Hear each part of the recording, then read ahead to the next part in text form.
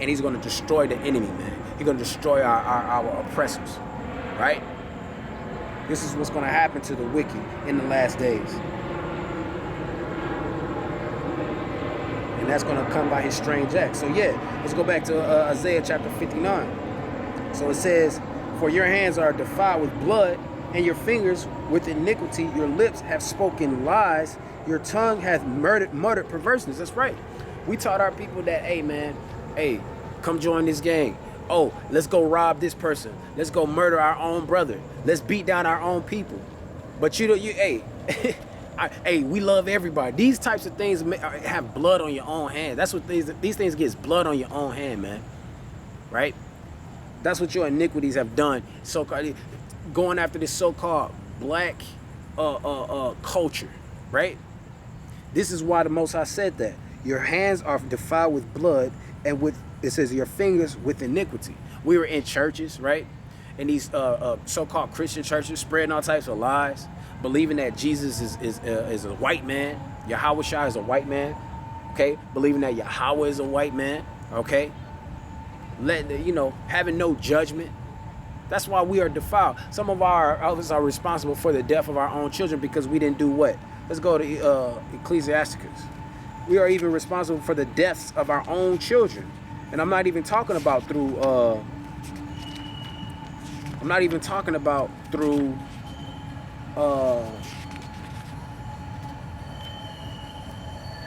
abortion. This is Ecclesiasticus chapter 30. He that loveth his son causeth him oft to feel the rod. You're not even there for your kids. Women not even there for their children, man. Those curses that's on us, man, in this truth, some of them curses are not supposed to be known among us, man. In this truth. You're supposed to push those things. You're supposed to be able to get the word and receive understanding, and those things like hating your own brother in your heart, having an evil eye towards your brother, those things not supposed to be on you, right?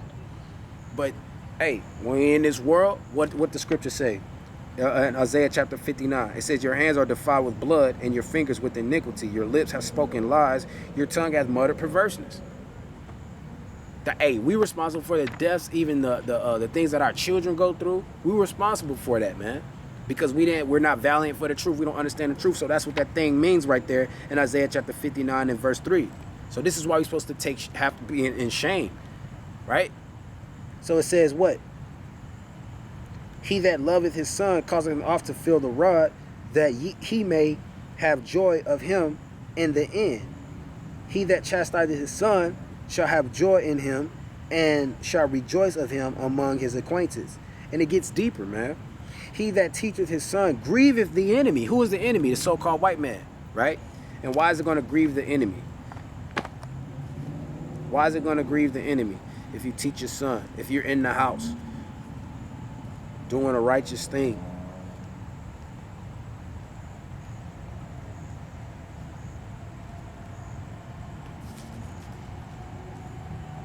It says, woe unto them, this is 10 and verse 3, verse 2. This is Isaiah chapter 10, verse 2. To turn aside the needy from judgment, and to take away the right from the poor of my people, that widows may be their prey, and that they may rob the fatherless. See there? And who are the fatherless, man? Those are without Yahweh, without Yahweh. Those without understanding, right? But more so, even obviously, look at that. Got the firecrackers gone and everything. Man, hey man, our people are in the house of mirth, man. Our people are in the house of mirth, man. You're supposed to be in the house of mourning. You know our people over there. You know Jake over there. Jake is over there, thinking everything is good, loving his damn oppressor, right? Loving what the so-called white man is setting up in these last days. You see that? In the house, hey, our people is in the house of mirth, man. Enjoying themselves, right? And then look, you can see over here. I don't know if you can see it, but the building over here, let me see.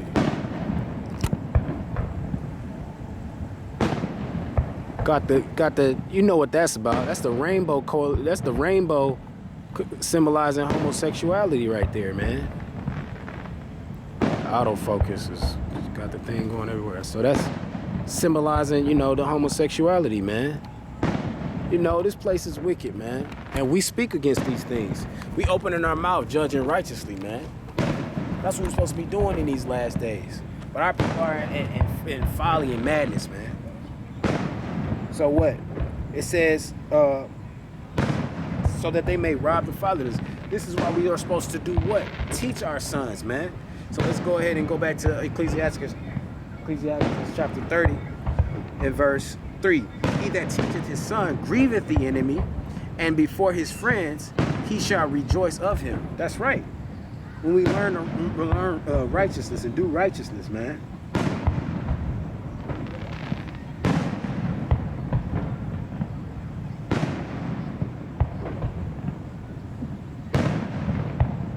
So yeah, those things are not supposed to be known among our people.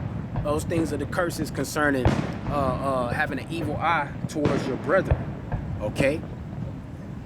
And the woman hating the husband of her husband, and the man hating his wife, and leaving his children. Those things shouldn't be known among those that are in of Israel, man. Unless you're doing it for a righteous cause.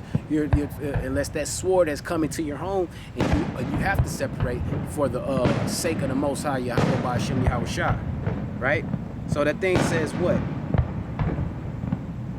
In Ecclesiastes chapter 8 and verse 7.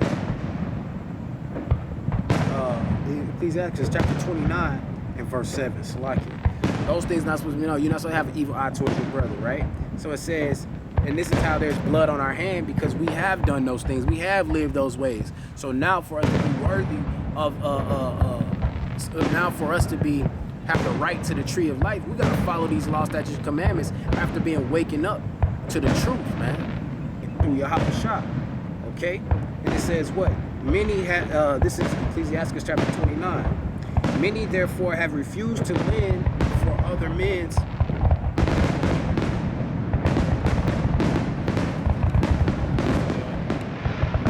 Babylon, man. That's their rejoicing right there. That's their rejoicing. You know, this type of stuff is known in Babylon. Black man still being killed in the street. Black man still up in prison. Okay. You know, and look, you hear it, man. Babylon, man. Folly and madness. Okay. So it says what? Many therefore have refused to lend for other men's ill dealing, fearing to be defrauded. So that's what's known among our nation, man. But we got to still come out here and entreat. We got to still come out here, bring the words bring the words and the law, statutes, and commandments of the Most High God, right? So we cleaning the blood off our hand. We're supposed to still bring, you know, the scripture tell us not to cast your holy pearls among swine. And let's get that.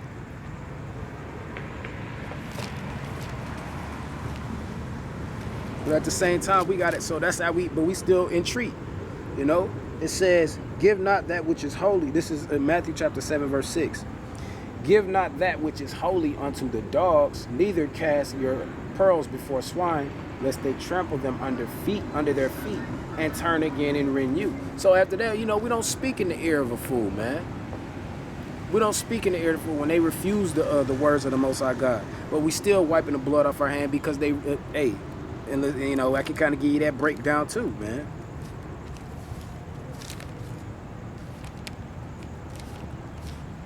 This is the book of Ezekiel, chapter 3, and verse 18. It says, when I say unto the wicked, thou shalt surely die, and thou givest him not a warning, nor speakest to warn the wicked from his wicked way, to save his life, the same wicked man shall die in his iniquity, but his blood will I require at thy hand. So we had blood on our hands. But now, hey, when we bring the words, the law, statutes, commandments, we out here preaching to the wind. Hey, man, we're standing up valiant for the truth. We're showing our people their transgressions, right? And the Lord, and it says what? Yet if thou warn the wicked, and he turn from his wicked ways, from his wickedness, turneth not from his wickedness, nor from his wicked way, He shall die in his iniquity, but thou hast delivered thy soul. You deliver your own soul. So the Lord said what? We were in, it says your hands are defiled with blood, you know? And every brother that we calling out to, that is what the Lord is saying to you. Your hands are defiled with blood, right? You're not valiant for the truth, all right?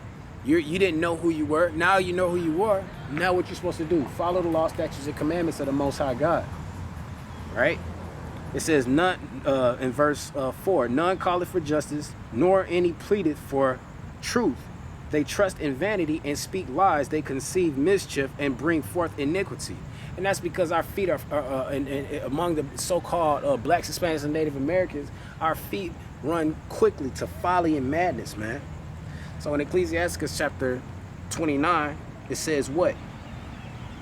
Many, verse 8, no, in verse 7, many therefore have refused to lend for other men's ill dealing, fearing to be defrauded. And we can't have that fear upon us in this truth, concerning the truth. We still got to bring the law, statutes, commandments. Now we have understanding, we have wisdom, and we know how to deal with our brothers, okay? But at the same time, this is how blood get on our hand, okay? Because, hey, let's get that. You know, we don't even care for our own people. We don't care for our own people. We have evil suspicions upon us, right? This is Ecclesiastes chapter 3 and verse 24. For many are deceived by their own vain opinion, and evil suspicion have overthrown their judgment. So even though blacks, Hispanics, and Native Americans are the ones being destroyed and killed and murdered day in and day out, yet we convince ourselves that, hey man, black people, man, you know, we got a lot of folly in our community, man. We shouldn't have to march. All lives matter. We convince ourselves with wickedness, man. We convince ourselves with lies, right? And I'm not calling our people black. We are Israelites. You know, even our people that's brown skinned, they call themselves black. That's derogatory, man. That's darkness. That means evil, right? Look it up. Look up that term black. And that was a byword that was given to you by your enemies, right? So we got to have understanding of these things, man. The Lord is bringing you to understand the law, statutes, and commandments that have the spirit of truth in this. And when you come up under this covering, when you come up in this tabernacle, when you come up under the understanding of the Most High God, when you gather with the brethren, all right, this is the understanding you're supposed to come up under, man. You got to understand how to discern between what is good, man. Like it says in Romans chapter 12 and verse 2. So it says what? Yet, this is verse 8, Ecclesiastes chapter 29, verse 8. Yet have thou patience with a man in poor estate. So you're still supposed to have patience. You're still supposed to go out here and teach your people, right? You're still supposed to teach your people as if they were a child, okay? Because they haven't not known the things that the Most High is revealing in these last days. The things that the Most High God is delivering unto the blacks, Hispanics, and Native Americans is that our enemies have not given us the words of truth. But in the last days, the Most High has poured these waters upon his people, man, to let us know that we're going to continue to be destroyed by our enemy if we don't turn to the Most High God. We don't turn back to our Father, man. Okay? So it says what? Yet have thou patience with a man in poor estate, and delay not to show him mercy. But we hate our people. We sit up here and we turn our shoulder from our people. We hate our brothers in our heart. That's why the Most High says that there's blood on our hands, man. That's why the Most High God says that there's blood on our hand, because we're not patient with our people. We hate each other, man. We hate each other. It says, yet have thou patience with a man in poor estate, and delay not to show him mercy. Help the poor for the commandment's sake, and turn him not away because of his poverty. You see there?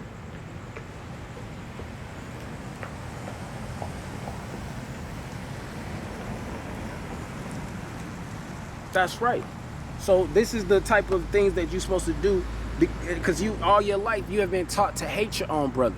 All your life you've been taught to hate your people, okay? Only time you deal with your brother is when it's time for you to get revenge. Only time you deal with your brother when y'all run into folly and madness. Only time you dealing with your brother is when you know you finna supplant him. So that's why the scriptures say blood is on your hand, man. Okay? And some of y'all actually put physical pain upon your own brother, man. And hurt him, hurt his family, disturbed the order within his family, even with your mouth, even speaking folly and madness in his house, right? So yeah, you don't cast what's holy into the swine, right? But at the same time, but they gotta reveal that thing. That's what we do in the truth. We know that in the truth. But y'all have no excuse out there in wickedness, not even knowing the truth. Y'all have these types of views concerning your own people, man. So y'all gotta have an understanding. That's what our people gotta have, is an understanding. That's why we out here in the highways, on the highways and hedges, teaching our people. So it says, none calleth for justice, nor any pleaded for truth. Okay, the truth of why our people are sick. The truth of why our people can't come together. The truth of why the wicked keep killing us day in and day out. We don't care to know the truth, man. We just want to conform day in and day out. The truth of why every nation has a